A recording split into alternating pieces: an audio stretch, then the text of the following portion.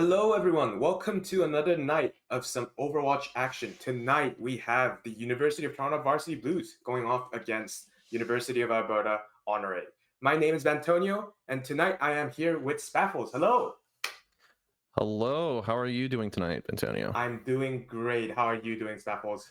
I'm doing lovely, and I cannot wait to get into this matchup. It's going to be it's a generational battle, and we've traded blows back and forth multiple times, but we're back again with some roster shakeups this time, starting off with the Varsity Blues. That's right. Tonight, the Varsity Blues are starting off with Bearfu on tank, Solace Goofy Juber on DPS, Deferato and Orange Peel on support. All right, and then heading on over to our UAlberta Honore. The U of A got... Honore are starting off with Kantoa on tank, Ako and Hysteria on DPS, and Yeast and Error 404 on support. All right, and we're going into our first match because everybody is ready. The first map is going to be Control. Right, we're going to go to Lijiang Tower. What are your thoughts on Lijiang Tower, Bentonio? Lijiang Tower, honestly, one of the best control maps I'd say personally. One of the most classic solo as well. You know, whenever we go into scrims or pickup games that we have as UofT Overwatch, we always like to start off with Lijiang or King's Row, and it's just our go-to map, isn't it?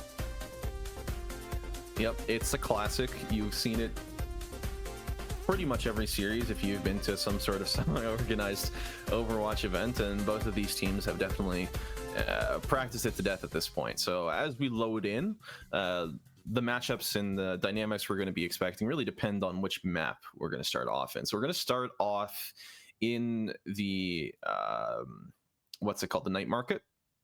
So I'm expecting a lot of fast play from both of these teams. We're going to be playing a lot for the early capture. Symmetra is a very popular opening pick here. You combo that with some anchors that can help you hold down that point, whatever's popular at the time, really. And you really just play a game of keep away until you're forced off at that point. So, Antonio, what do you think we're expecting here? I think with the new meta rolling in as well, it's going to be very interesting to see what teams think of with the tank meta as well and the tank matchups in general.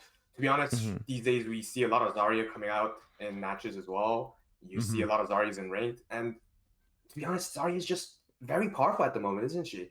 So it's going to be interesting to see how teams think about Zarya's position in this map, especially because of how strong Zarya is in most tank matchups as well.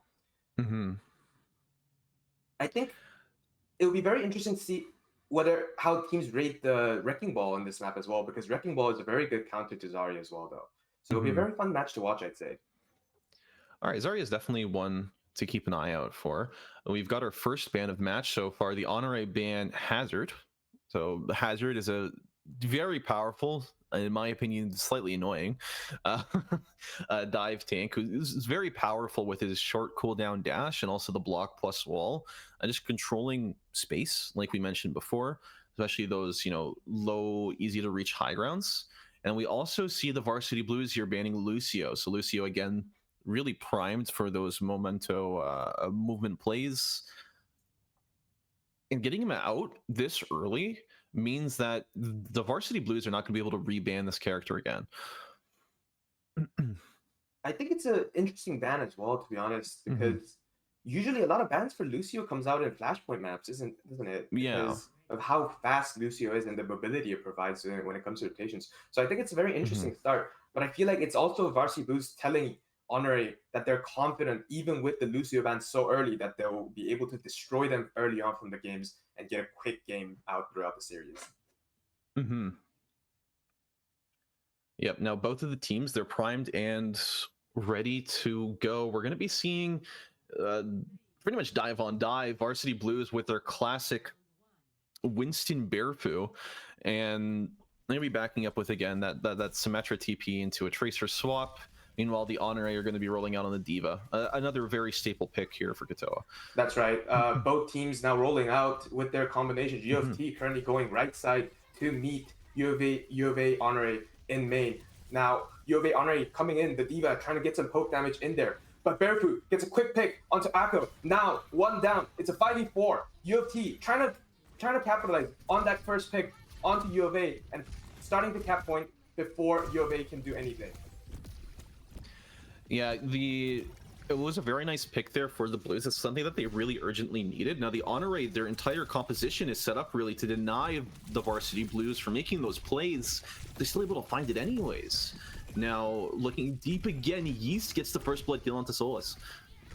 A bit of a disastrous start off for UofT Varsity Blues. However, Barefoot trying to reposition, trying to rally his team into a good team fight. The Ana in a bad position against a Tracer. Winston very low. However, a nice sleep from Desperado, but Barefoot goes down. The sleep still goes through, and Desperado trying to look for a trade and still gets a trade.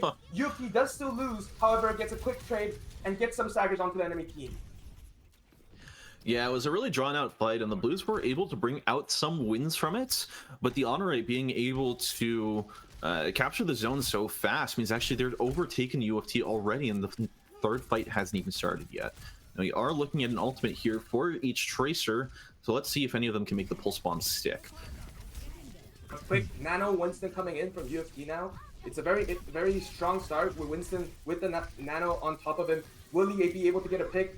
Unfortunately, not able to do so. However, pushing out those enemy supports while the Brig, the Tracer, on that flame frontal onto point, starts to take over main. And now onto both of their supports. Both supports down for U of A Honore. It is not looking for a good fight for U of A Honore. And UofT capitalizes on the early picks and gets a quick team ace.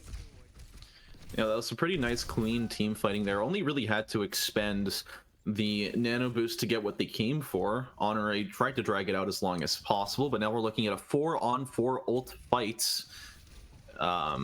There is still a lot of potential here, though. The Tracer is being outgunned on the side. Akko is struggling, even with the Wu Yang passive healing to back him up. And now Barefoot is looking in for a dive. UofT started off with a very good position in general right now. Wuyang bubble invested as well. However, Barefoot also comes out with his own ult as well, keeping the Wuyang in the backline, gets a pick onto their support, and going for the Kiri kill as well. It's looking very good for UofT, and another teammate's coming through for UofT again. Yeah, both the supports there being distracted, trying to peel off the Winston and then still dying to it anyways, really meant that the rest of the fight was sort of doomed to fail. The Blues, however, they did invest a lot of ultimates here, same as Honore. They used the Wu Yang bubble, but they do have Arrow 404 on the Kitsune Rush, so they are going to be able to get a lot of momentum behind this fight. 75% to the Blues. This is entering last fight territory. The Brig rally invested huge rally from Orange Field, and they're pushing in, trying to get that early push onto the enemy team, taking the first tempo as well, and very good picks coming through for UofT Varsity Blues. And currently, one support down and a DPS down for Honore. It is looking very dire, and the Brig still marking the Tracer as well. Tracer unable to go for point. Diva also demech is not looking good for the Honore at the moment. Diva gets a remix still, gets a Diva bomb out. However, very low. Kiriko very low as well. Wuyang now comes back. However, the Kiri gets picked off, and the Wuyang also very low. And the Tracer comes in and gets the pick, and now the Wuyang is dead as well. And this is looking like a very convincing win for the Varsity Blues for this first point. Yeah, there was quite a bit of back and forth there over in the early stages, but once the economy started rolling and the Blues, they got that first nano boost, you could see they were, a league beyond their competition.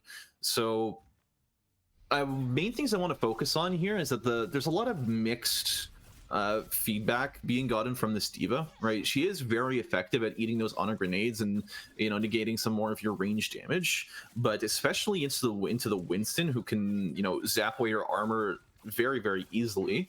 You are going to be running into a lot of difficulties, especially when your Ana Brig support are so well in tune with each other. You're really not finding any opportunities here to trade backline for backline. That's what you really need. And none of your damage is permanently sticking either, which for a Wu Yang composition is a big struggle. And we do see Solus here on a flank on their Junkrat. Now, both teams are slowly rolling out into their positions. It's going to be a very slow poke fight. Solus gets poked out really badly. He has to be out of the fight soon. And now U of A Honore setting up for those quick angles for the Sojourn. UofT trying to look for an angle onto the backline, however. Amazing sleep from that rattle. The Brig Almost about to go down though, but the Wuyang does complete the kill. However, U of A very deep into enemy territory at the moment. D.Va also very low. The Reaper gets the kill, and now the fight is flipped. The Soldier may have taken a very good position in the very early fight. However, they overestimate their power and go too much into enemy territory and lose the fight. And now UofT will complete taking the point. The point is flipped and can now just stable. No tank for U of A means they cannot try to take more space at the moment. And UofT looking at a very good position at the moment. Yeah, we saw some really nice shots there from Hysteria, trying to claw back as much as possible. But like you mentioned, right, with the Winston up and with no tank at their side, it's really difficult to really buy that physical space out there on the map. Though Hysteria is going to be finding their footing yet again on the high ground. We see Goofy Juber just ripping into them as the Reaper. Hysteria gets the first blood kill onto Bearfu, and now they must concede the point flip. A bit of a disastrous first pick from UofT. Unfortunately, they cannot continue on that first pressure they had. Have to give the point. And now U of A trying to set up for a very good angle onto their main, trying to poke them up from choke, failing to do so, unfortunately, as the Winston comes back in time. Now the Junker trying to get some poke, trying to take more angles, trying to push out. Nano Winston comes out, going onto their backline. The Kiri now falls. The Soldier forced out. Winston with the Primal gets the confirmed kill. Now 2 down, U of A not in a good position, and the Wuya also going down. It is a very good team ace from UofT once again, and a convincing win, and gets that team point flip once more.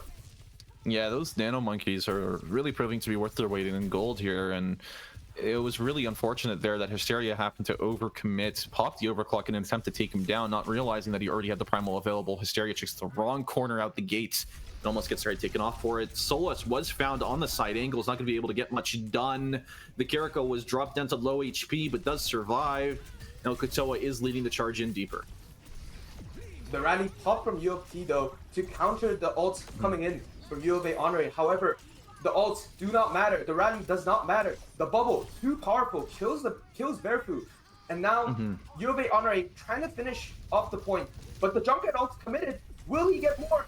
He does get a kill onto Hysteria. However, unnecessary, unfortunately, as the point has already been capped. And now UofT trying to see if they can get for a quick tempo onto the fight now that Hysteria is missing from those very key hit scan angles.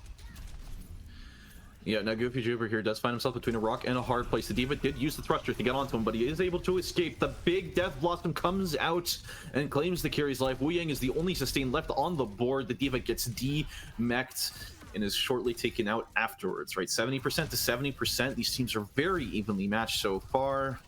And now staring down the barrel of the spawn, the Honore have 2 ults at their disposal. They have the bomb for the remech and they have the Dragon Blade, but can they make it work? The Blues looking very happy here with their nano boost. The Nano Winston once again committed, very powerful, once again proves that it is powerful. The Genji, however, does get that blade kill, very low, but gets another kill. But Bearfu in the backline, getting those primal kills, and now coming for to avenge his teammates. Can he get the Genji? The Genji, however, runs away. Can he get the confirm? The Bearfu does get the confirm, and the D.Va now committed onto point. However, not enough space.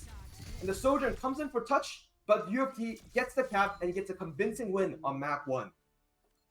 That was incredibly close there. Almost was able to touch her Hysteria, but even afterwards, Varsity Blues were still able to capture that point. They were still able to lead our series 1-0, right? So I do want to address the elephant in the room, or maybe in this case I should say the monkey in the room, because Bearfu's Winston was practically untouchable throughout both of those points. There was a lot of space being bought by them, and then the self-proclaimed the primal blades, right, where you just nano boost the monkey and they go all the way in, and then after the nano boost wears off, they pop primal form, and then they're still able to get 2 to 3 kills even when it's just the monkey diving in deep and the rest of the team brawling it out on their own side, right? That was a ton of value, and I'm interested in seeing how the Honore team are going to be able to sort of maneuver around this moving forward. Once again, Bearfu proving to us why he is such a key player to UofT. and Honore not being able to find that solution against that Winston of Bearfu. It'll be very interesting throughout the series to see what U of A can actually think of to counter that Bearfu's carry potential and twist the bans, maybe use some ban cards for the Winston maybe, and try to twist the series and maybe take back map 2 from UofT. Yeah. So this is a best of 5 series, so there is still some more wiggle room. I know a lot of people will dismiss a control win because it is, very death matchy. You sort of fight back and forth for 5 to 10 minutes, and then whoever wins the most just full out brawl fights happens to win that map. And what's really going to prove that this team has what it takes to keep pushing on through is going to be what happens on this next map. Whether I believe that the teams will have your mode and map selection, so depending on whether this is hybrid or escort or flashpoint, you're going to see very, very different results here. I think map 2 is going to be very crucial for this series, especially because in a BO5, getting that match point is extremely crucial. And when you get that match point on map 2, you take such a lead in terms of mental as well. The pressure onto U of A is going to be massive when they lose map 2. So this map itself is a very key point for this series. So the team winning this may be able to take over that flow of the game, flow of the entire series, and might be able to flip it over. Or UofT might control that flow and push out through the entire series and get that 3-0 confirmed. Yeah, so in terms of, what we're going into next, right? What do you think are some of the adaptations these teams are going to make? Because you're more on the UofT stream, we're a little more familiar with the Blues' game plan. So, what do you think that the Blues, do you think they're going to stick with this sort of Winston comp throughout the series, or do you think they're more of the kind to switch things up as they go? I think I'll be very honest.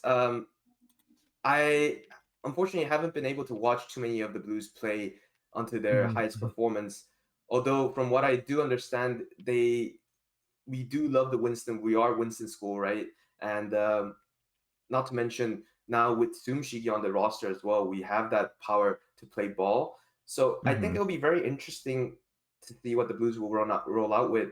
I'd say most likely, however, is when it comes to comfort picks, we have a very strong flex DPS lineup, right? We have Goofy Juber, Hani on the Genji Tracer, Solus Mao on the Genji and Echo as well. Strong flex DPS support, flex DPS picks as well, and we have Desperado that can ensure them to survive. So I think a Genji dive comp with Winston is something that we will see very often with this Blues team. Depending on the map, though, we'll have to see if they'll decide to rock out with the Reaper Zarya comp instead.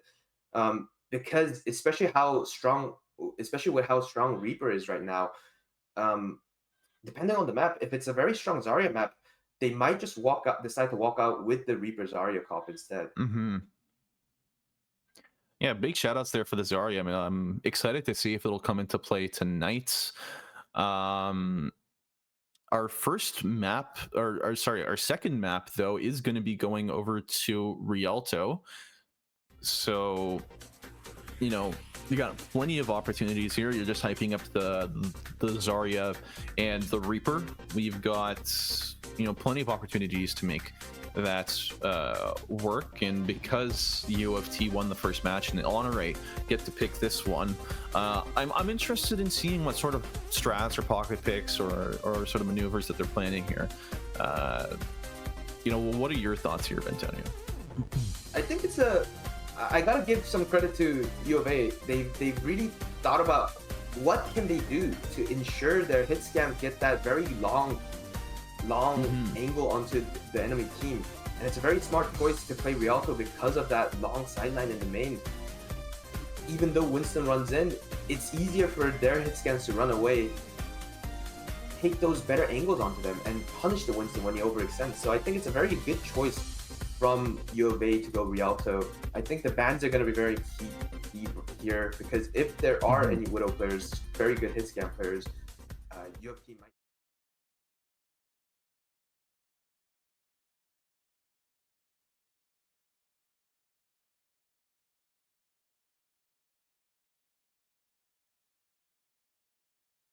absolutely thrives in them, and is going to absolutely, take down your competition. I'm interested in seeing what Honore are going to retaliate with this round. It's going to be the Winston ban. So, very expected and very deserved, I would say, considering the performance last match. Mm-hmm.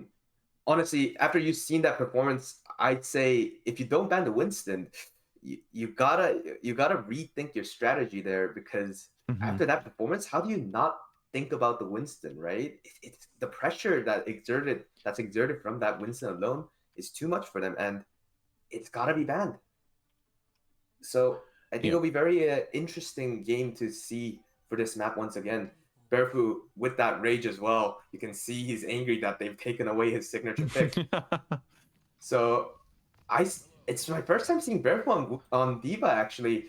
I think it's going to be a very interesting match to see. Oh And once boy. again, we're rolling out with the Mercy. If you've come to see UofT Varsity Blues CCL matches recently, you might know that we've actually been playing Mercy often this season. So some might say, aren't you guys just trolling? The truth is, no, it's actually been working for us, and which is why we're playing it. So I think it's going to be Mhm. very interesting to see that Mercy boosted soldier that you'll probably often see in ranked. Yeah, I know you can't see it right now, but I'm just saying, I'm rubbing my eyes. We're rolling out with the Soldier Mercy. Mhm. Very unconventional, but it does do a lot of damage and really disincentivizes Hysteria to continue on with their Widow journey. Going to swap over to the Ashe. In terms of overall team compositions, though, this is pretty expected. Solus has a very solid Genji, and we also know that Akko does too from the last match here. Aside from that, Deferaddle's going to be back again on their signature Ana, hitting some nasty sleeps last game. They're going to be able to combo that no problem at all, at least against these opponents. Big Anti does come out, forces Barefoot off their high ground spot. Yeah, Barefoot now poked out of high ground. It's very hard to contest that high ground with the entire NA team up there. UofT needs to find a solution to push out that high ground so that the hit scan angle from U of A cannot get a free angle. However, Mao Solus on that backline gets the kill. However, gets traded by the enemy Diva. Barefoot now forced out. Soldier getting dove by Akko as well, but Akko nano anti as well. So gets sorry. Yep, lots of back and forth trading here. Not a very clean fight for either of these teams, but I think a lot of what the differentiating factor is these anti-nades that Era 4-4 is able to hit, making sure that the Mercy was not able to get healed, and then almost taking on the Soldier as well after. Right, but Goofy Juber is on a rampage, looking around, trying to get as much damage done as possible. DMAC as well from Barefoot, nice job. And they're going to be able to send Honore back, but not before they've captured almost, most of this payload progress. Yes, very convincing comeback from UofT. Clean team fight. Sorry about the earlier. I had my stomach wasn't feeling good suddenly. So yeah. Sorry about that.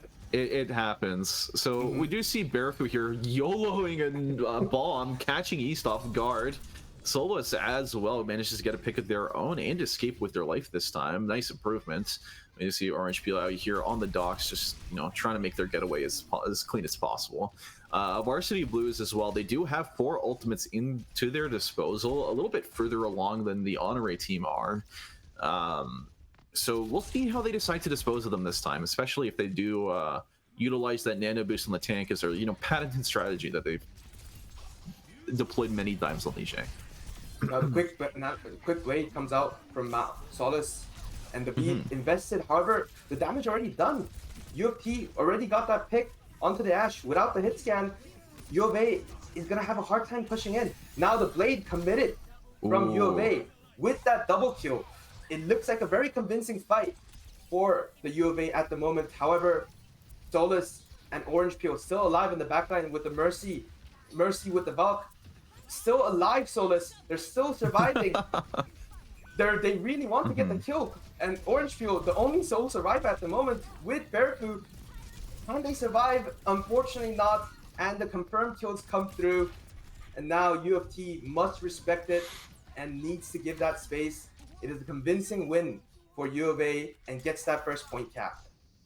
Yeah, it was a super long, drawn-out fight. Both of these teams ended up investing 4 ultimates in total. The Blade for the Blues, unfortunately, just didn't have as much gas behind the wheel as Akko's did, as he was able to capture both of the supports even while antied and getting pushed away. So now both of these teams are setting up further. They have captured the first point, so Honore, they're looking pretty confident heading here into second. That's right. Honore trying to take that high ground position. This high ground is extremely crucial for both teams. Now Goofy Juba on the angle, pops the ult, gets 1. Can he get 2? He does get 2. Now on the very good angle, the D.Va gets the remake, but trying to get away. Don't think she can, and will she get the remake? She does, and the Soldier able to get those kills with the ulti, with the stim as well, is now going to get a very convincing win, and now UofT able to capitalize in a very strong position in front, not allowing those hit scan angles from UofA. Yep, as you put it, Tony, that visor was immaculate. Getting 2 kills would have been fine enough, and then already went and fished another kill out with the grenade. So very, very well done overall. Now we do see UofT, they're still fighting for a lot of this space very up and close to the spawn, up in their face, and even if they lose a team fight here, they're not going to lose too much overall. Now unfortunately you are a little bit out of sight of your Ana. Is going to be taking a lot of damage. It's a nano blade coming out, the first one from the Blues this time so far. They have 1 kill. Can we get to? No, the sleep comes out and the Ana is going to fall, but not to the blade. Now UofA does get those trades into the fight. Lucio still alive for them as well. Genji very low, might fall soon. Beat also invested. UofA really wants to win this team fight. And now Goofy Juba on the run. Blade committed as well. And now UofA does not want to have fun with UofT and wants to end this team fight quickly and get that win very quick. Solus also falls, and now that is a team ace for UofA. UofT still looking to touch this point with 50 seconds to go. Yep, nothing scarier than an old man jogging. You had to pull out the Dragon Blade on him and shut him down. But, Honore, at the end of the day, they did get their objective. They did progress this point, and they did win the team fight. Now, it is another visor up for Goofy Juba. Can they repeat the miracle? They're going to be going in deep. The Ashe ult does send them back. Bob doing a very good job of protecting his territory. Arrow 404 secures the last hit onto Goofy Juba. Hysteria with Bob secures the kill onto Orange Peel. Barrett was able to trade it back, but gets knocked out of the mech themselves. And the Curie is on a rampage, taking them down as well. A great team fight from UofA, even considering the fact that they invested so much in that previous team fight. UofT try to capitalize with the damage boosted Soldier ulti onto the backline, however wasn't able to get those confirmed picks, and eventually UofA with the better positions were able to get the confirmed kills onto the Soldier, onto the Genji, and were able to push out that point, and now looking to push that 3rd point as well. Yeah, now the Honore do have a D.Va bomb again, so they are going to be able to remech in case the worst case scenario. Akko gets a nice pick onto Goofy Juba, even though he's got an anti. Now Kitsune Rush running through the team and not going to be able to hold their ground at all, not even with a hazard. Solus gets knocked back all the way into the spawn.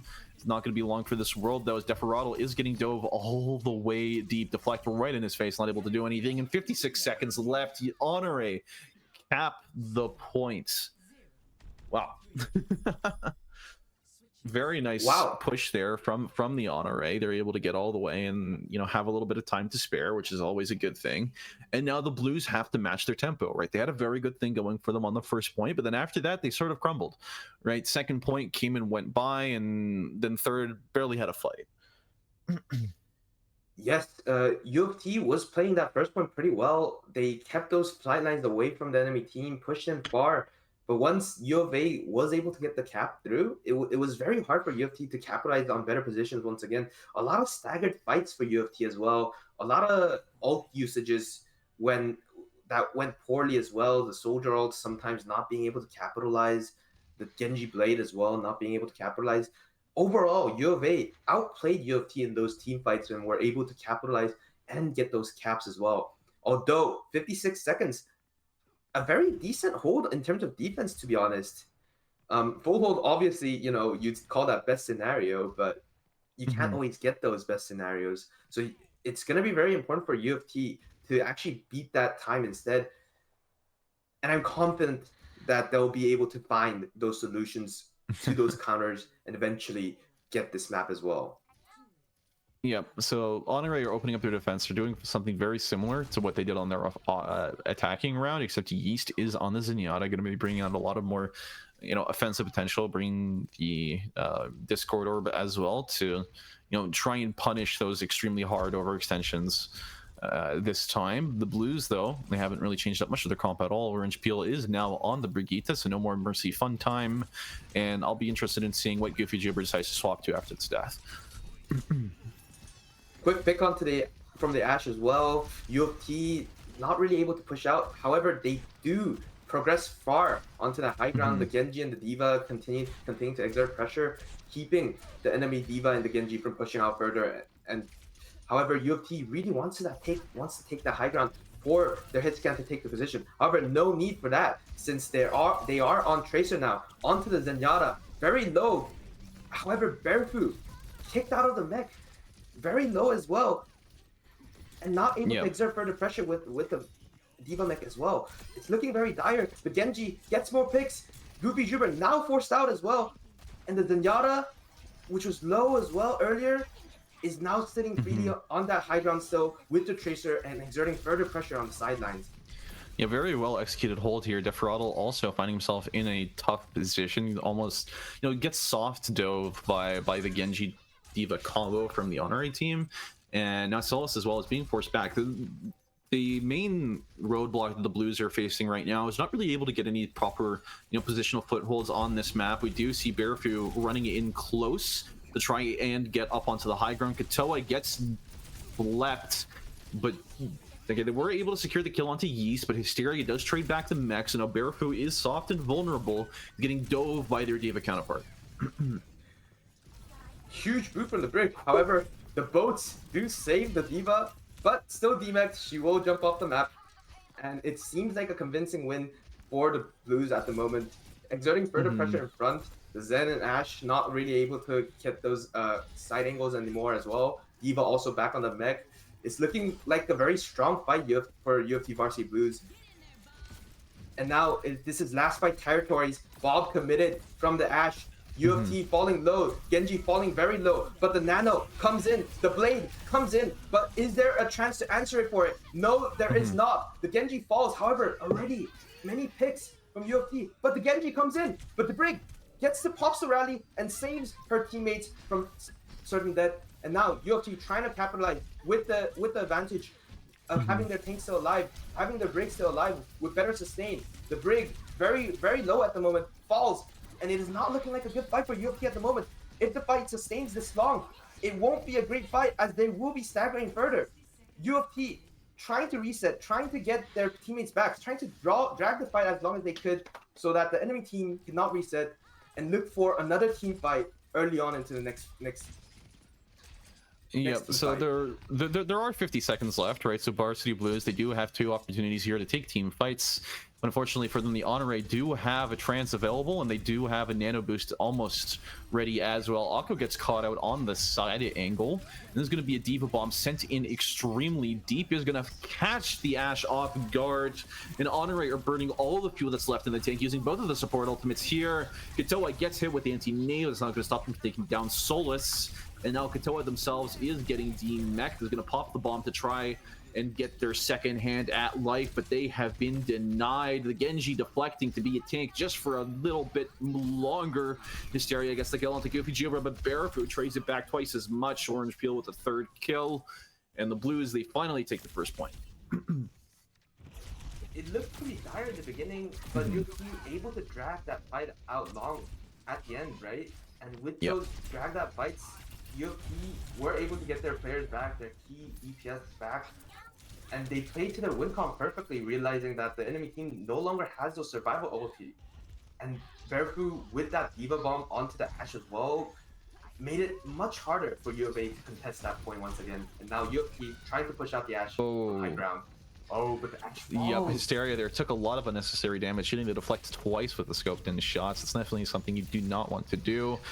And now we're taking this fight around the stairs. Big anti-nade hits both the D.Va and the Genji. Genji low HP, no deflect, is going to be sent back packing on the stairs. Lucio is there to peel for him, but Solus goes in to try and secure the kills. Not going to be able to get it. No resets available. Katoa shuts them down. Now down a player. The Varsity Blues are being sent back. Down 2. They are going to be thinned out by the time they reach their own spawn. They're being chased out now. The Brig must survive, and she does. But the Ashe now holding that high ground. Very good vantage point for a hit scan. Nades comes in, deflect invested as well, so the Genji is now able to get out. The Ana of Desperado trying to poke the enemy Ashe, but the Ashe still able to put those damage in. Not looking like a good fight at the moment. UofT having a very hard time pushing out UAlberta Henry from that high ground position. Yep, very nice pick there, but it's ult o'clock and the Varsity Blues are holding all the ults. They're able to invest as much as they need to in order to turn this fight. Now it's a D.Va on a Nano D.Va on Nano D.Va fight. Barefoot was forced to pop their bomb in order to remech, and now Honore are standing tall. They're standing proud up on the high ground. It's going to be Akko whipping out the Dragon Blade. Is going to be stopped by the rally. Solus gets the first kill. Solus gets a second, going in for their third, triple dipping, quadruple dipping, even if that's. And the Blues take this fight after investing 5 ults.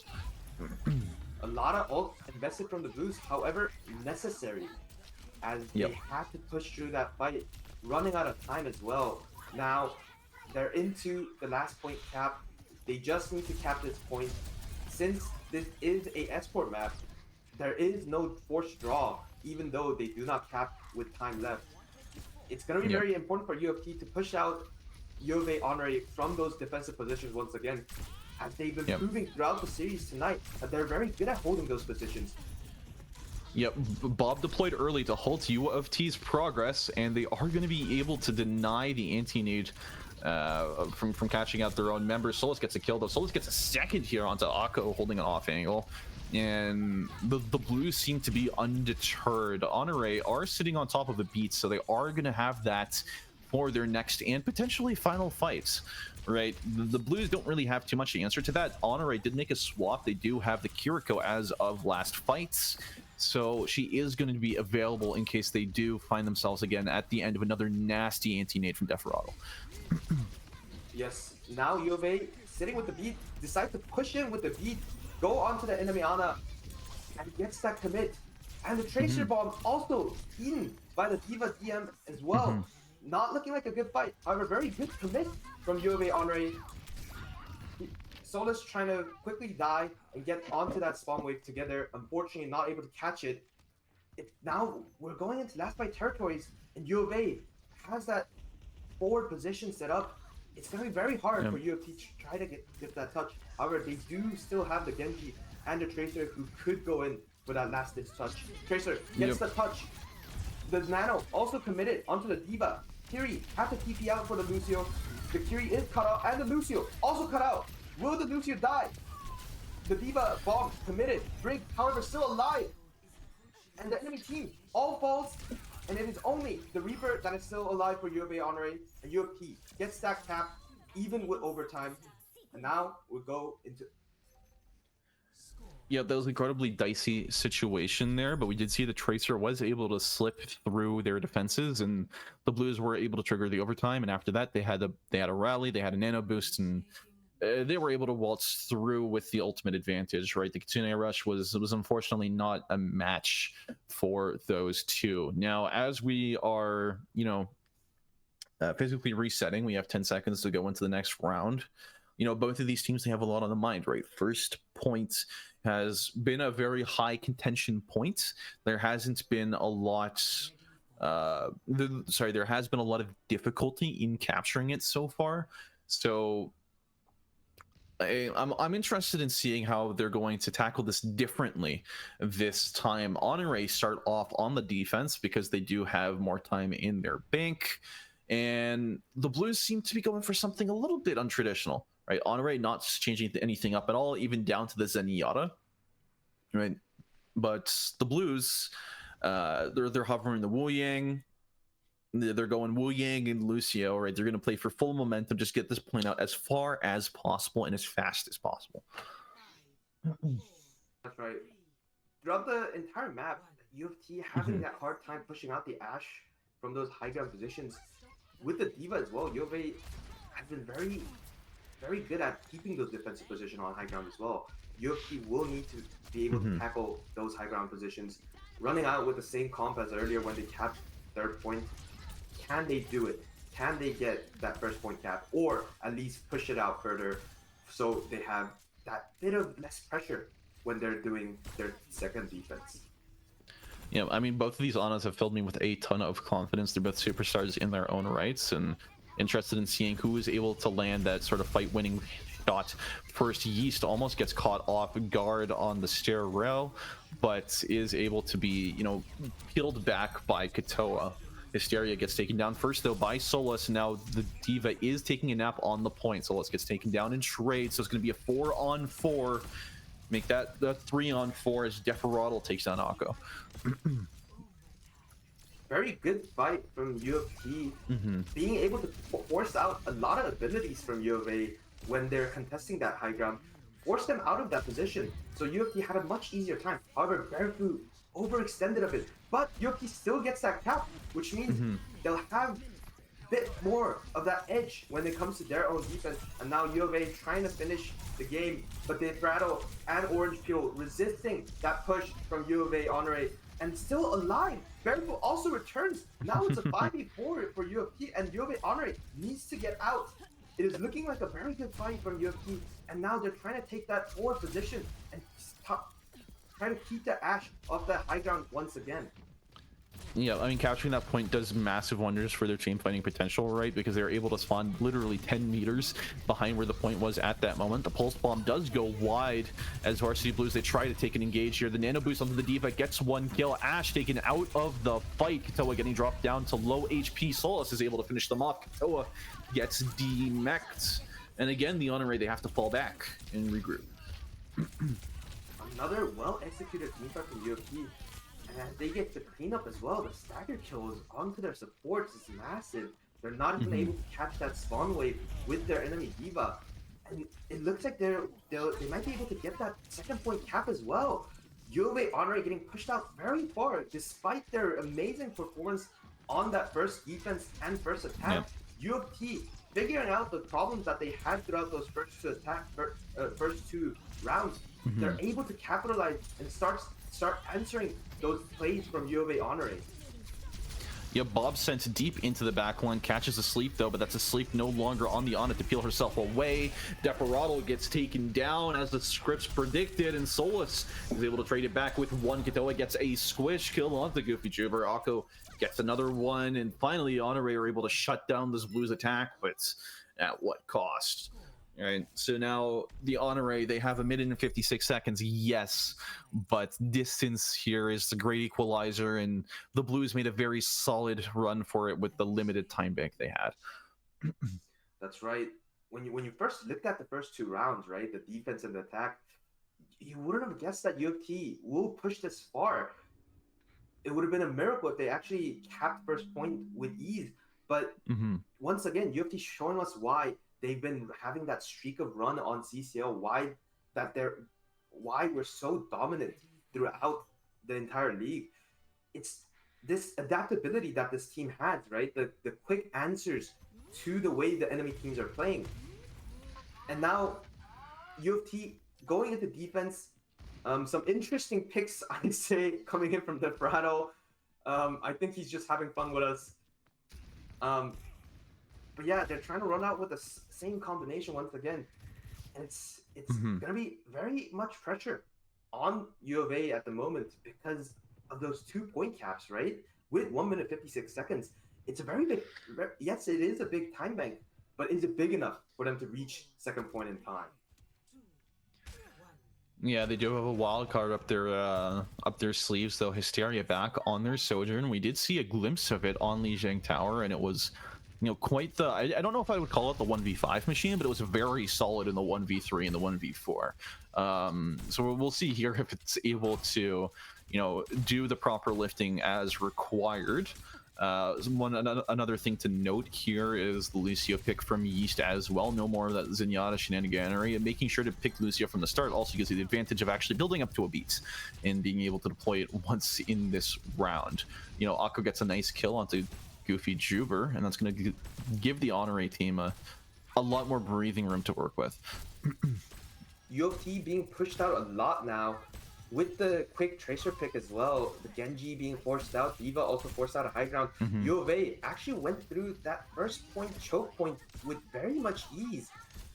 UofT now going into a very last-ditch effort fight position. The positions aren't looking great. However, UofT goes in for that high ground touch, and the Tracer marking point as well. Verfu marking their backline really well. And it's looking very dire at the moment, however. Verfu very low, Lucio chasing as well, DMAX eventually. However, the core of UofT looking still very strong. Goofy Juber, Hani with the nano as well, committed onto the Lucio, onto their backline, getting those picks. Almost falls off the map, however lives. Hey, as long as you don't fall off the map, it's all good, right? And the D.Va bomb also committed. Verfu back to full condition as well. UofT, even though the start did not look that strong, start looked very, very rough, but still sustaining and shows us why staying alive means that you're still in that fight. And now the D.Va DMAX for that last fight, and now we're in last fight territories.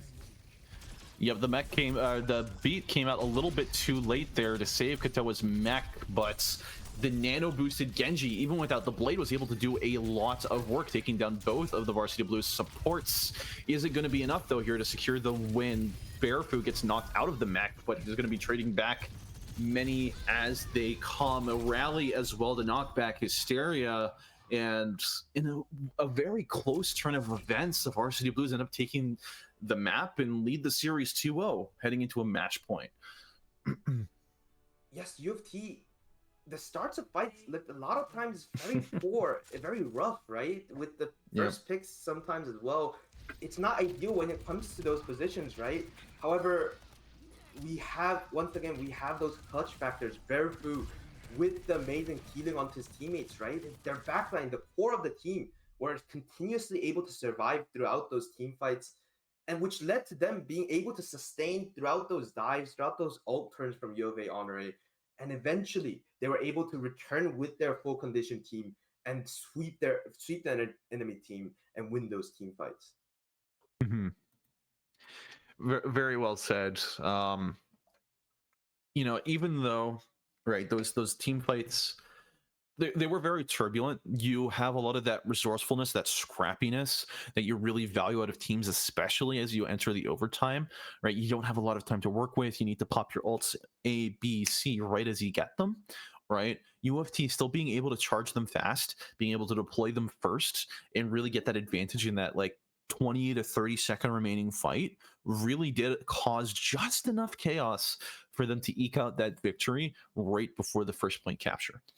Right, a little bit longer, a little bit holding off a little bit more would have allowed the Honore that opportunity that they needed to sort of regroup, recompose themselves, and go in and fight that fight. Right, there was a little bit of an element of I don't really like attributing things to luck too much, but the way that the D.Va mech was destroyed right as the beat dropped, you know, it was a very, very, very close call to make, and I'm sure if they were able to drop the beat sooner, they would have. But that definitely did, you know, I would at least personally contribute it directly to the reason that the Honore took the L there. Yes, the unfortunate timing, right? It's sometimes, even though you try to do it in time, it's just unlucky, and those are those moments. And unfortunately, U of A not so lucky enough when it comes to that fight, and not being able to cap as well. UofT with a very convincing second round attack as well. Eventually, it showed the gap in terms of how well the teams can adapt in those high pressure situations. Now, we do get our next map pick. It is going to be Esperanza. What do you expect from Esperanza from UofT, Spaffles? I mean, Esperanza is, you know, a spicy map, as all pushed maps are.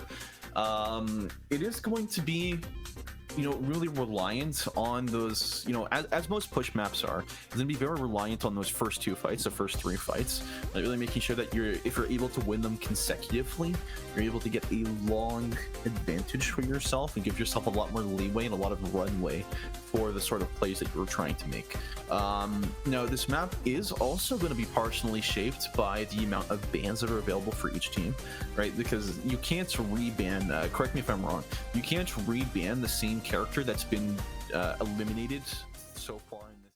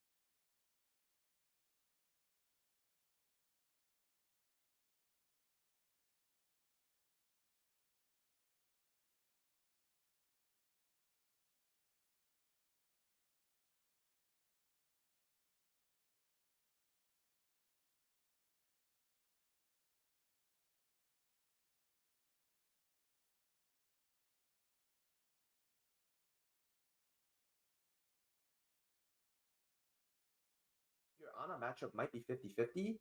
Mm-hmm. It's actually very hard to match it because of the synergy of the Winston Nano, right? Compared to a Diva Nano, the Winston Nano always gets more value when it goes in. So considering that power of Barefoot, Barefoot with those crazy primals that we've seen in map one, you have to respect that even though you believe that your Ana might be as good as the Ferraros, you can't really, you have to respect the Barefoot Winston here. So you have to, I'd say you have to ban the Ana. I'd say there's a lot for U of A to ban at the moment, unfortunately, though, because the Mhm. Genji has also been very problematic for them. So I Yeah, think it'll be very interesting to watch. Oh, sorry about this, Baffles. Yeah.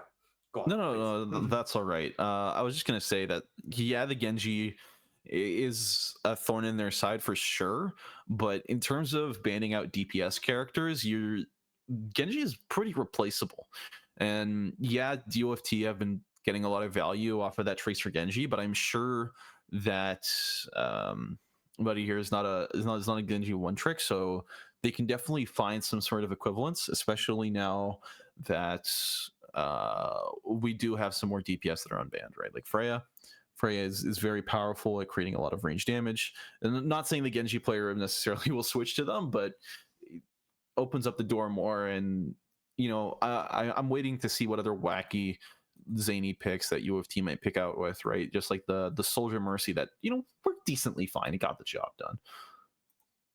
I think the Soldier Mercy was, in general, very interesting pick, and surprisingly actually worked as well for a bit, right? But UofT eventually Mm-hmm. decided to swap over to extra mobility, right? Also with extra survivability, considering the fact that they realized their Ana was just left to die a lot of times, right? So it's gonna be very interesting to see what kind of Joker picks that UFT also thinks of once again. With since we have those very wide hero pools on our DPS lineup, right?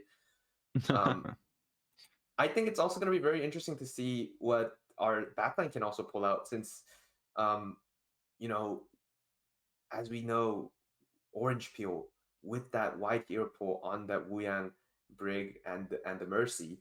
Unfortunately, no Lucy at the moment, Mm-hmm. but with his versatile picks on those damage characters and being able to play that Kiriko as well, they open up very good chances for playing double flex support as well. So I think these very interesting Joker pick possibilities of UFT is also something to consider when it comes to this best of 5 series. Um, Now, Mm-hmm. do considering that this is a push map, playing double flex might be a bit risky sometimes. I'd say it's very Mm-hmm. dependent on what your team decides to pull out. But I would say I've enjoyed watching the Mercy pick, so I might also want one more for this map, maybe, potentially. What about you, Spaffles? Yeah, I'm not really sure, to be honest. Um, like I do want to echo your sentiment on playing your double flexes is very risky on a push map, especially Esperanza with the open sight lines and all of that.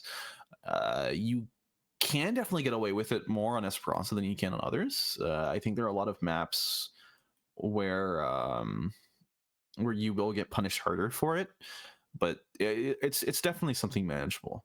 But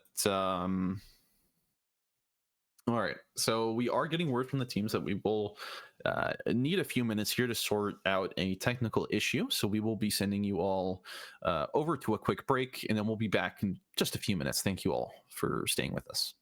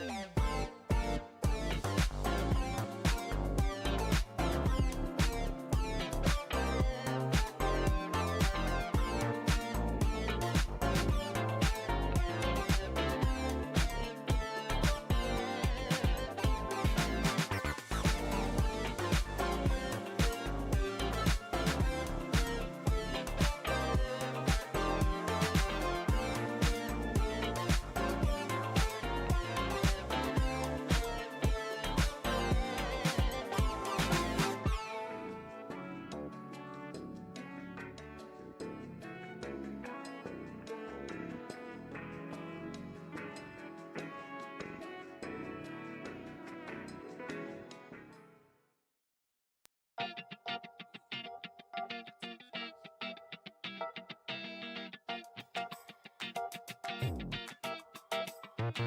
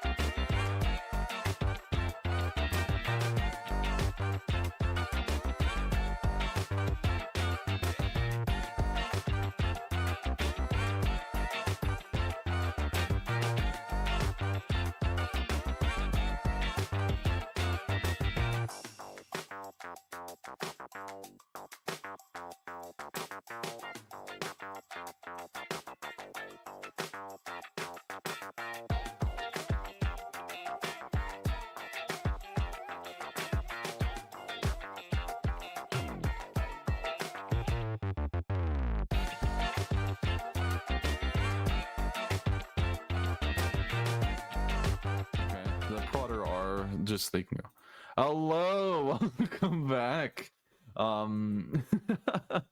We are back with the rest of this series. We're about to start map 3, Esperanza Push, selected by Honore.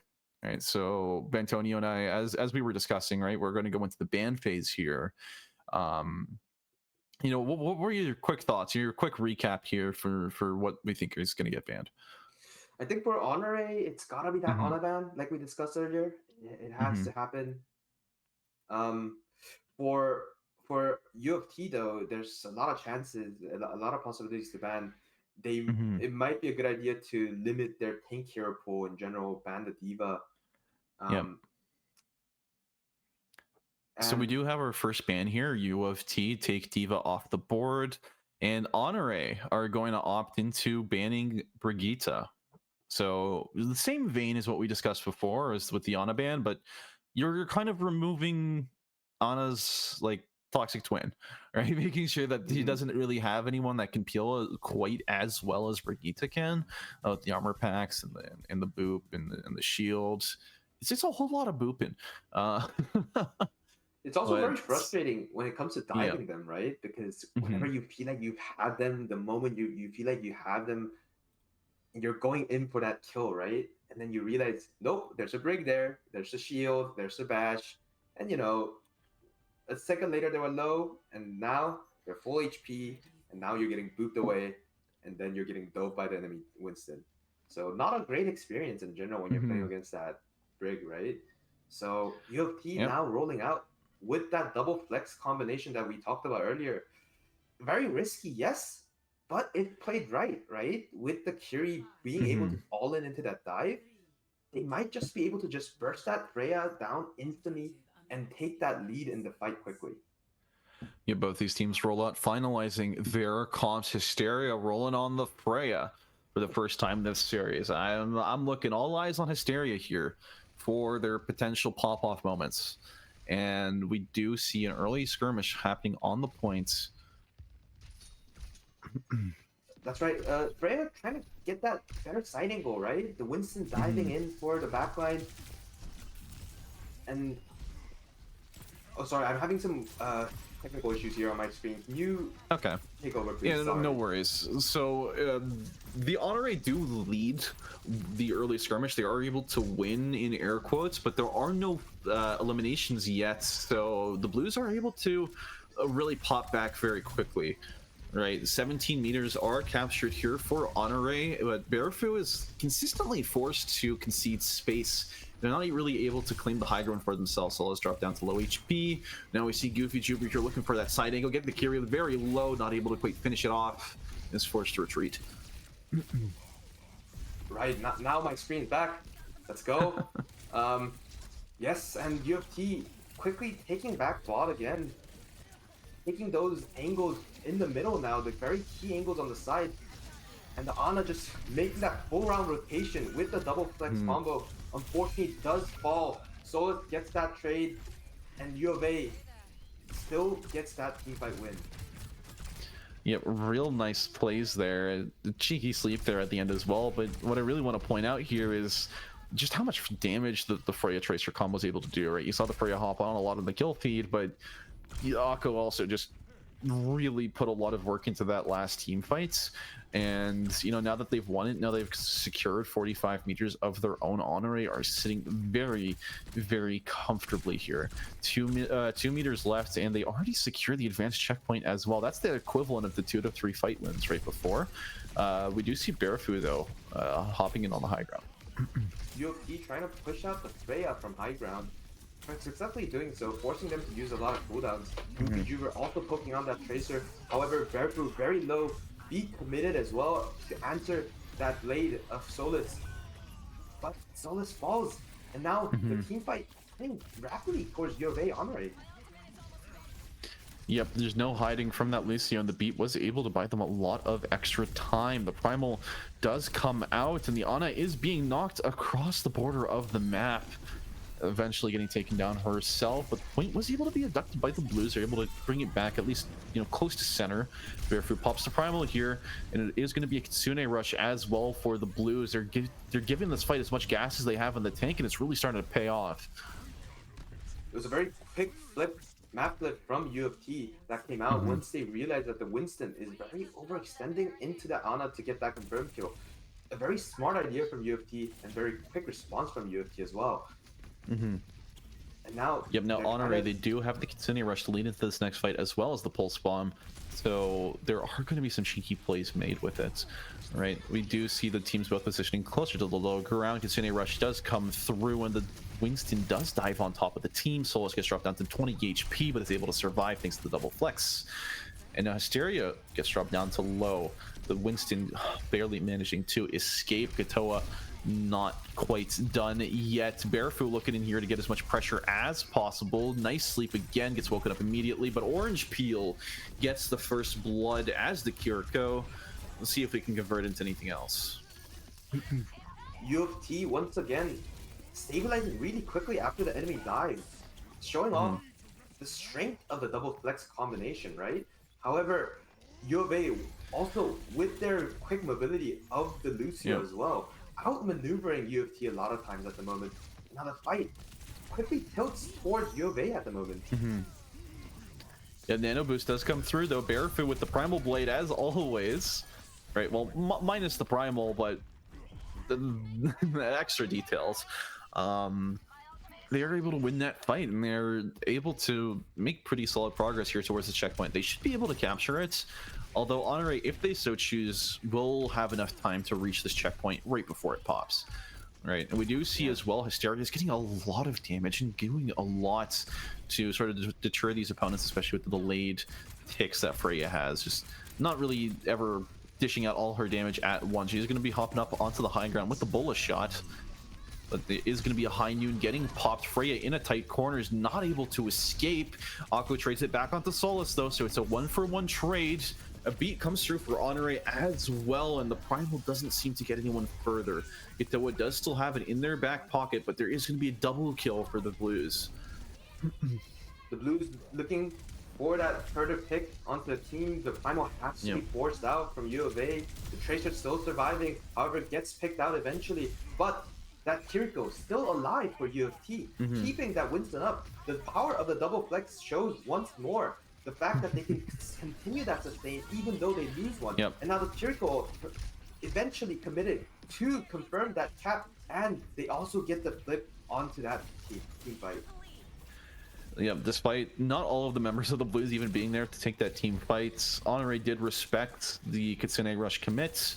So now the Blues have really tied things up and are starting to get their own little advantage. The pulse bomb does come through, not quite able to secure any kills. Now Solus here gets dropped down to low HP, gets taken down by the Curie. Once again, UofT getting picked off quite early.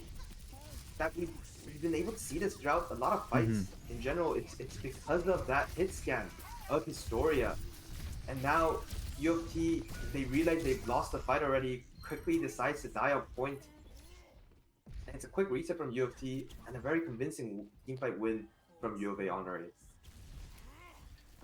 Now looking into this next fight, right, we do have the bullet shot from Freya. We also have a Kitsune rush for Honore, so those are two very big ultimates that they're able to deploy, right? But the Blues as well, they are still hunting Goofy Juber all the way in the back line. Gets the recall forced out, but is able to trade Lucio for it. It was a pretty positive trade, if you ask me. Cassini rush around the corner is going to be able to force them back. And once he gets dropped down to low HP, Desperado gets taken down, but Juber is there to contest the Kiri in the back. It was a very good, well-committed Kiri ult to force out the main team. They realized that the Tracer did get the pick. However, they realized that Tracer is very far from their core. They decided, hey, if we flick this quickly and decide to commit into their main, we could win this fight since they're missing a DPS. And that's exactly what happened here. And now UofT loses that advantage they had and now must try to contest bot once again.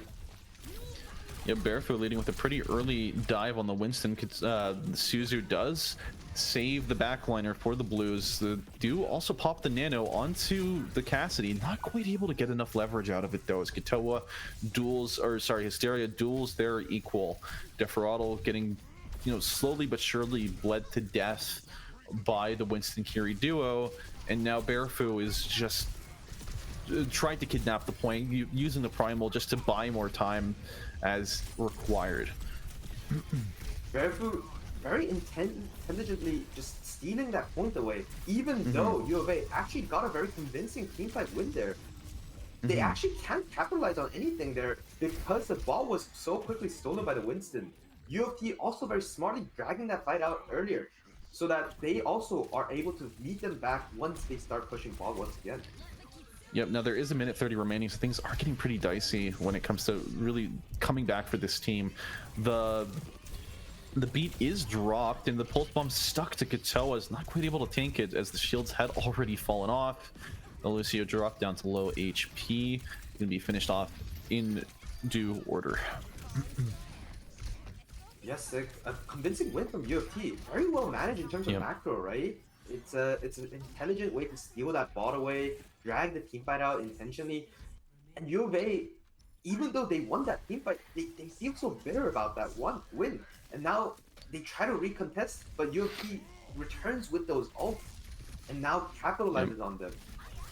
Yep, we do have 50 seconds remaining, but UofT definitely don't want to be on the losing end of any of these upcoming team fights. It's going to take all that time in the bank and a little bit more to equalize the score. Nice Kitsune rush leads into a kill onto Goofy Juber, so UofT, you're starting off this fight down one member. Hysteria pops the bullet shot, is able to take down the Winston, and now they're able to drag out this fight as long as need be to prevent the Blues from coming back. The Blues needs to reset quickly.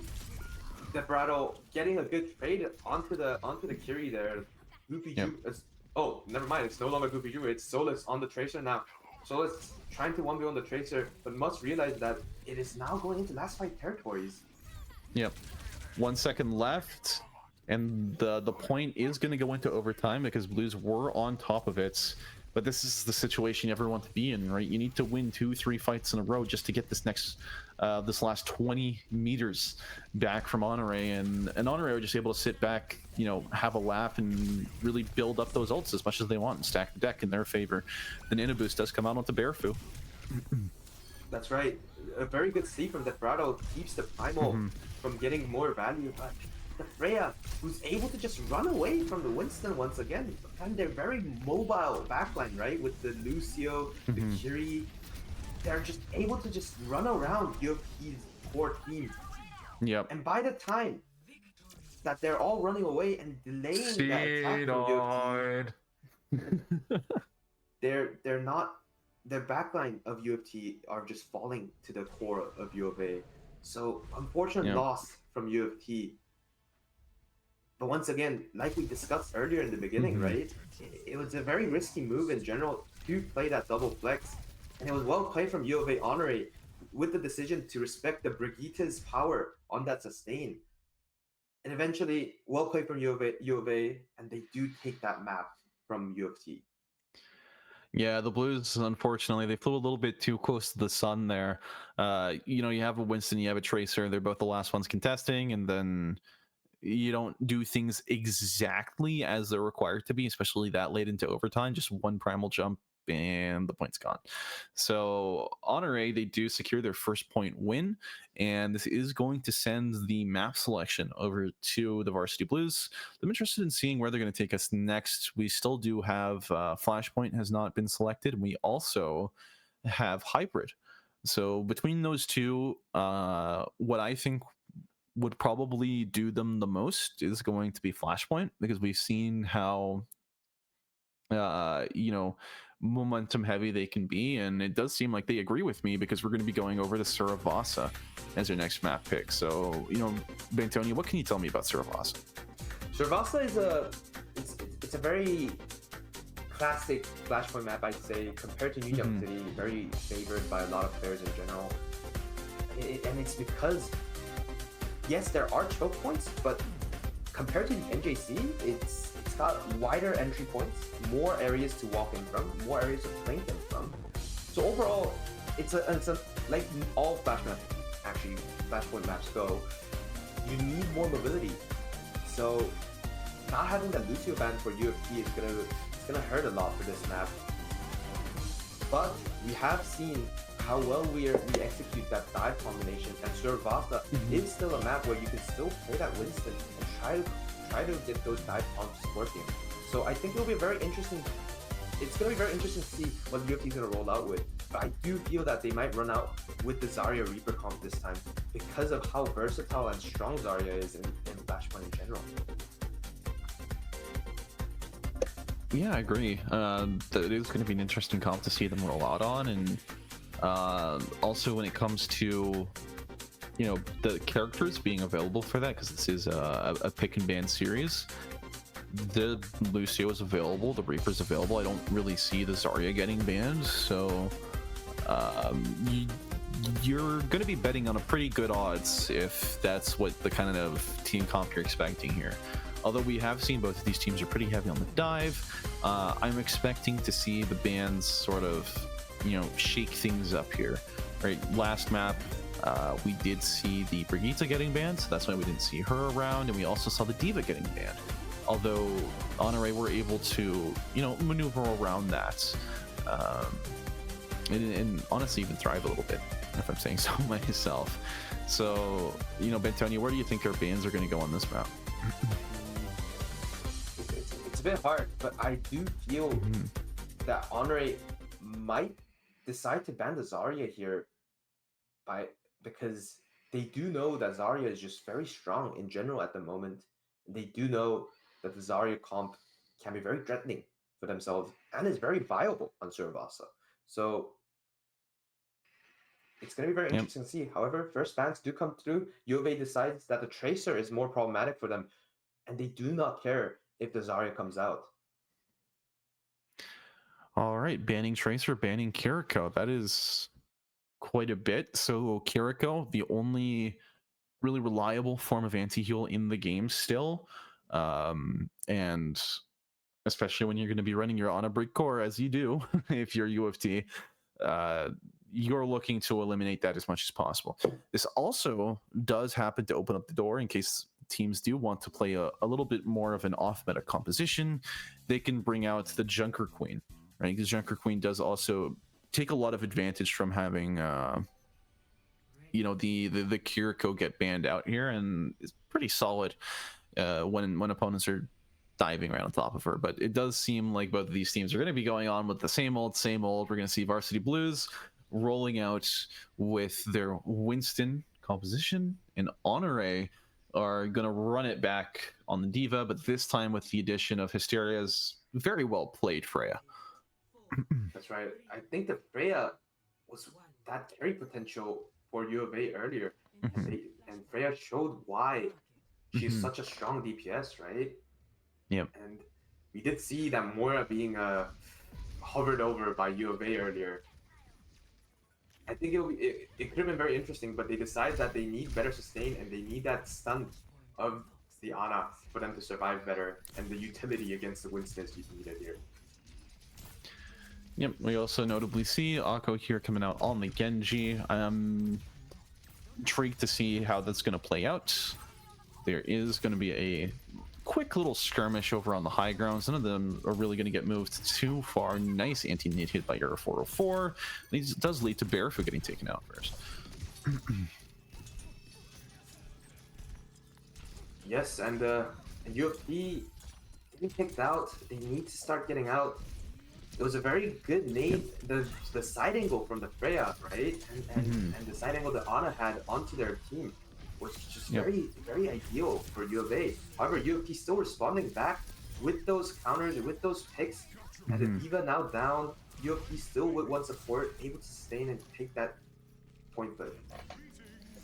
Yeah, it was a real slow burn of a fight there for the Honore, and slow enough even that Blues really got a chance to have their Winston rejoin the fight after their initial death, and they're able to catch a couple members of Honore off guard. So the point does flip over to Varsity Blues. None of these teams really have ultimates available yet. Nice sleep there onto the fray in the back.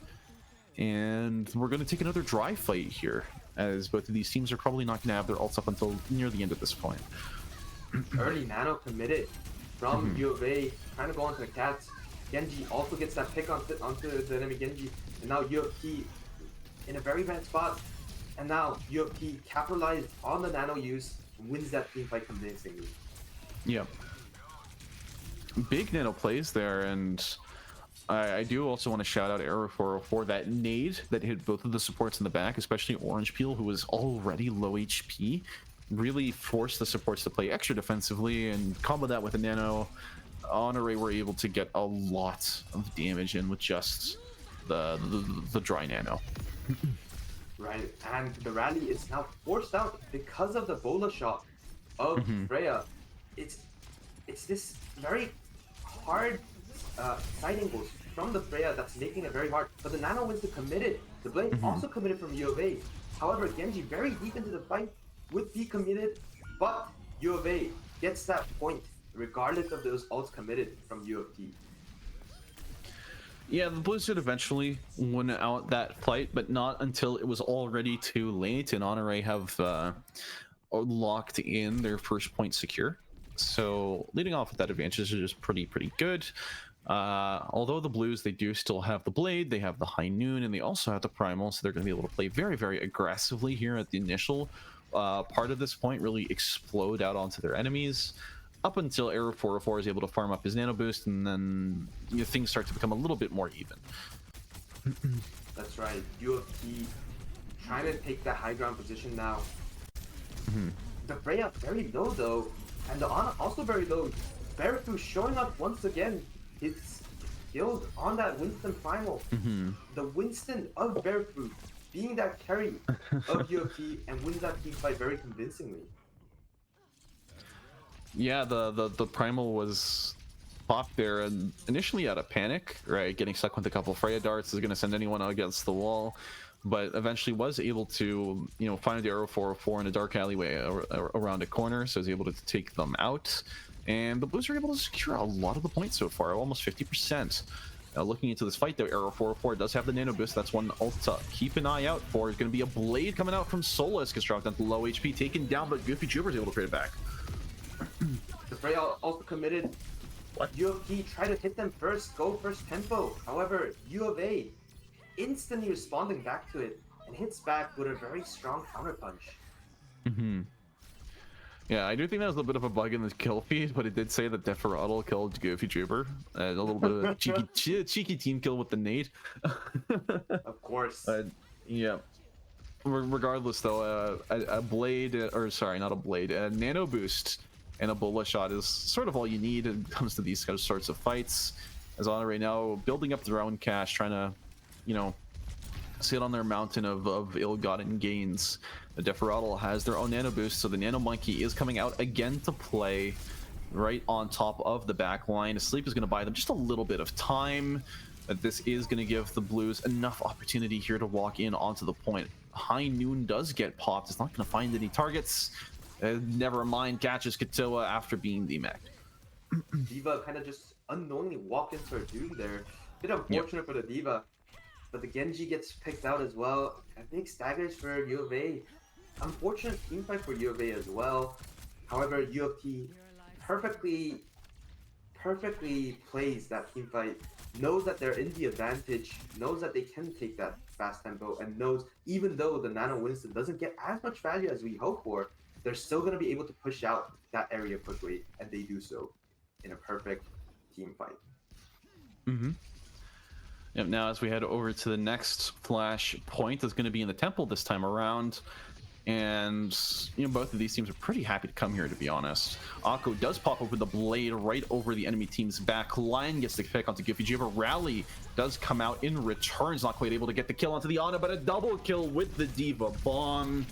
They're able to close out this fight for the Ana raid. Barafu trying to clutch anything from Defeat's jaws as is possible, but unfortunately it's not quite going to be enough. Solus here pops the blade as well, just trying to do anything else. Is going to get a pick onto the Freya, gets traded back shortly after. So really bloody fight there, but he does draw out the fight just long enough that a beat is going to be necessary to capture this point. UofT eventually forced that beat out really well, to be honest. Yeah. The Lucio very low. Eventually also dies. It's a lot of ults eventually committed from both sides, right? In the beginning, you felt like UofT just gonna respect it, but well played from UofT. Takes over the team fight, uses those ults, and forced out very key ultimates from U of A, and eventually forced out an amazing team fight afterwards. Yep, this next team fight, it's going to be pretty definitive. The big stagger there onto 4-4 and onto Yeast is going to buy them some extra time as well. Both of these teams, they have Nano Boost available. They're going to have Honorary are going to have the bullet shot as well in case they need to force extra hard. But the Blues do have that high noon that, you know, has been able to, you know, find some effectiveness this match so far. So let's wait and see if that's going to be the case yet again. A huge bola into the entire team of UofT though. The Nano committed. Barafu get extra trades. He does, however, the team fight already over. UofT losing that team fight. Amazing bola shot from the Freya. Brings the team fight over for U of A and a team white. Yep, now this is going to be the last fight over this point. UofT with a nice pick onto Akko, leading off with a 5 versus 4. But as I was saying, right, this is going to be the last fight for this point, unless there's a very, very edge case contest near the end. UofT pushing in with the high noon. High noon committed to control the area, gets the cap, and now U of A are the ones that needs to come in for the touch. And U of A just respecting that, he decides to back up the middle. Yeah, I mean, respecting the Blues is definitely the only way that they're going to get another fight out of this. And the other gets dropped down to low HP, gets secured by Solus. Solus goes in for another, but Kito is able to trade it back over in the back line. Gets traded out themselves, but Barafu gets the kill onto Hysteria. Yes, and meanwhile, while their main is being dove on, the D.Va and Lucio try to get more value by diving UofT's backline, but Orange Peel with the amazing Brigitte just counters the D.Va and Lucio's dive, and they're able to sustain through the entire thing without any problem. A bit of a wild blunder there, Desperado dying to the D.Va bomb. That was the last second attempt on the point. I bet he thought he was outside of range, but eventually ended up eating it.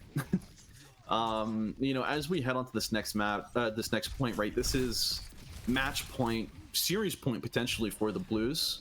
So the tension is fully on. You can really feel the fire coming out from both of these teams. Hysteria looking for that flank angle, trying to get as much carry, you know, trying to bring out their carry as much as possible. Nice counter onto the sleep. Is going to be able to get a double kill here. Akko looking for that triple, gets it, and now Honorary pretty definitively have won this fight. Solus popping the blade, trying to salvage it as much as possible.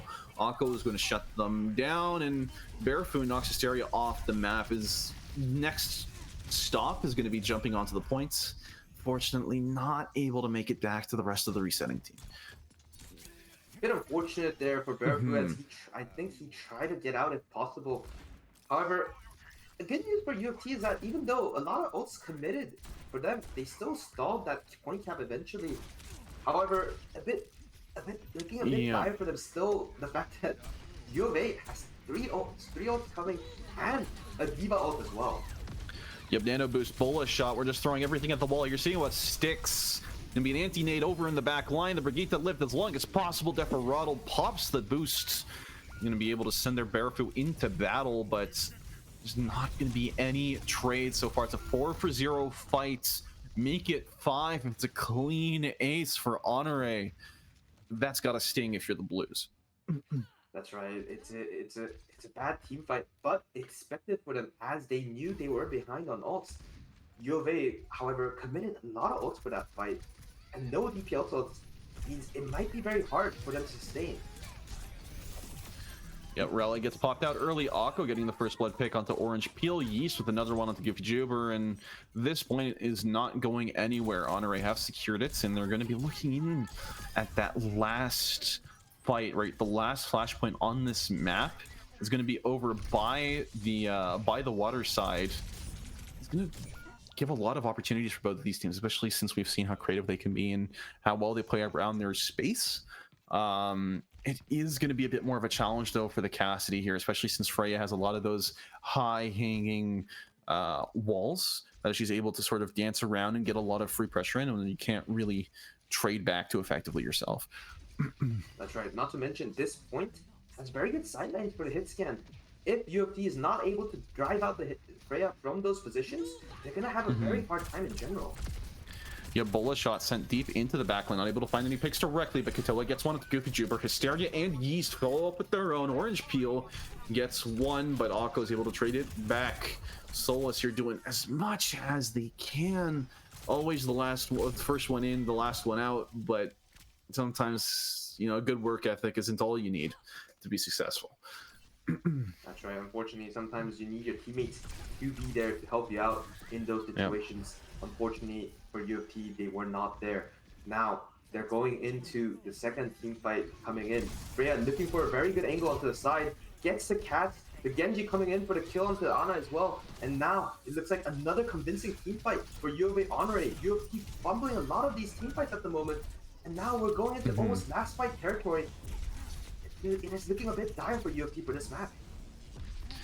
Yeah, especially since this one has been dragged out with the use of a Primal, there is going to be only one more opportunity for a fight, and it's going to be a rushed one, as Honore are coming ever so close to getting that reverse sweep, right? They're tasting it. It's right on the tip of their tongue, and if I can cast a curse this game, you bet I will. When, you know, going into this, we're 90%, 91, 92. UofT are positioned right outside of the gates. It's going to be the Genji to try and touch, but he doesn't. Misjudges the distance, is not able to get the touch in, and Honore further taking this back. It's going to be 2-2 now. It's such a close Saravasa. It was a very close map in general. You know, UofT getting that map point and potentially a series point earlier, but the Freya coming in with those clutch ultimates, right? The Freya's amazing plays into the enemy team, getting those flanks onto the enemy DPS. UofT was just not able to answer this time compared to map 2, where they were able to answer to those and get that map.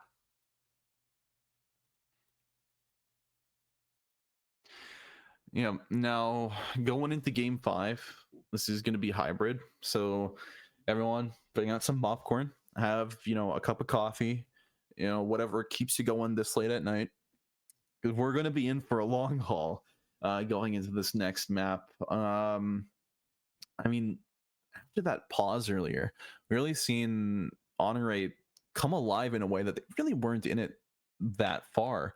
I mean, what do you think really changed, Spantonio? I think it's a key thing that they realize is that the fact that they have a better hit scan, right? As UofT. On our roster, we have 2 flex DPS, but do not have any hit scans at the moment. It's showing that, you know, the Freya's power is a key thing for UofT, not UofT, sorry, UofA Honore. And the Freya Bola shots, the off angles that Freya's are taking, it's just very hard for UofT to actually answer to those angles. And it's going to be very key on map 5 as well. Will they be able to keep the Freya out of those very good damage angles and get those free picks onto UofT? Will UofT be able to keep them in check? Or will UofA be able to continue that leverage and force and pressure out a lot of key cooldowns of UofT. Yeah. So we are going to send you guys over to a quick break as we prepare for our last match. We are going to. Oh, okay. Sorry, no, I was going to send this over to a break, but I did get word that we are ready to keep going right into the last match. So far, we are confirmed to be heading into Kings Row as our map 5. Wow, what a map to end it on. That's right.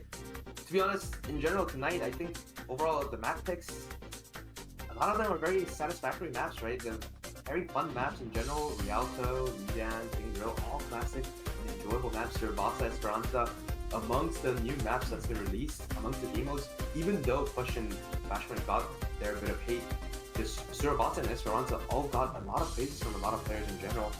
I think overall we had very fun series throughout, fun games throughout the series, and a classic map to end off the series. I hope they start off with a winter map instead, though, instead of a classic Kings Row map. Yeah. Now, looking at this map, right, when it comes to the bans, we have exhausted so much of the available pool already, just in terms of what you can reban. So a lot of those target picks that we did call out as being good options earlier in the series, they're not going to be available to us anymore. The only one I can really note still being available is the Ana.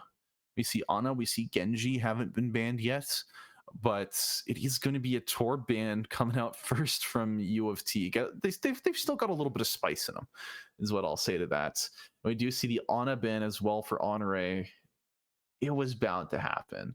You can see them just, grinning as they save it for a game 5, but it was definitely the right pick to do in this, in my opinion. What are your thoughts, Antonio?